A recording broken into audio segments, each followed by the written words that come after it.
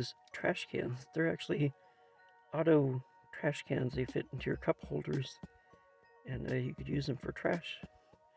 I thought they were pretty interesting, and then make trash cans for your G.I. Joes, because every G.I. Joe needs a trash can. I think these would be pretty cool to drop into some diorama. Just a little background thing to make it interesting.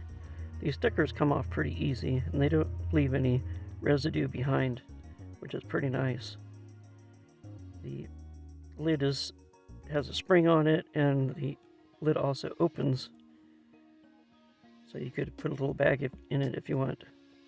And we'll just throw this trash away and call it good. Hey, if you like this video, make sure you subscribe. Don't forget to collect, inspire, and create. We'll see you in the next one.